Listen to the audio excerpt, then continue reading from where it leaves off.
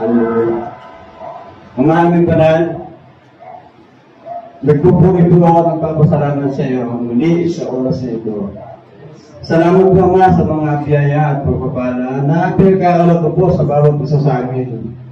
Lord, salamat po sa pag-iingat mo sa amin sa pang-araw-araw namin kung ginagawa.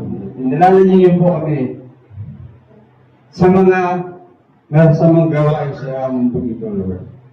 Lord, bago po kami dumako sa aming panambahan, kami po muna yung lumalapit sa iyo at humingi po ang patawaran sa lahat po ng mga nagagawa namin pagkakamali.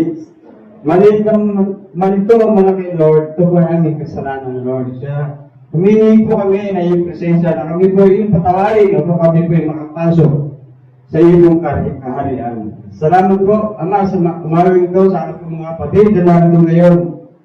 Dahil ang araw pong ito ay alam naman nila na ito po ay araw ng pasangkalamin sa iyo, sa Spirit of Katotohanan. Kung naman po ang kanilang mga pangailangan sa araw ito, alam ko po Panginoon ito po ay iyong tutugunin. Hindi po nang ngayon, ito po ay iyong pagkakalap sa dating na araw, O Lord. Dahil andito ka lamang po sa aming pong mga puso, sa mga oras na ito. Ikaw pa lang po ang aming nataas sa oras na ito. At dalangin po na lahat po ng aming po karamdaman, sakit, problema, pinasan man to, spiritual, Lord. Alam ko, ikaw po nagpaprovide ito. Kaya salamat, Lord, sa pang-araw-araw na pag-iingat po sa amin pong mga trabaho, sa aming pong gawain. Maraming salamat po, Panginoon, sa lahat ng iyong pag-iingat sa amin, Lord. Wala na po kaming masasabi pa.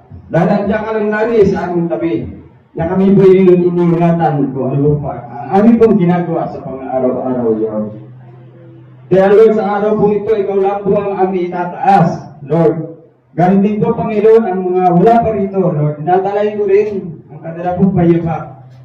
Nawa, Lord, alam naman nila, ang araw na ito ay araw po pagsamba namin sa iyo, sa Espiritu na Katotohanan, Lord. Muli, tinatalayin ko po nila na kung ano po ang mga sumasagabal po sa kanila, Lord, nire-rebuke po namin sa ngalan po ni Jesus.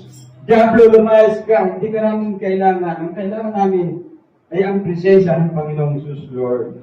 Kaya salamat po, Ama, sa umagang ito muli. Dinadalangin ko rin po, Panginoon, ang iyong tayo sa mga oras ito. Ay po, mahal na pastor. Ilagay mo lamang po siya sa iyong likuran.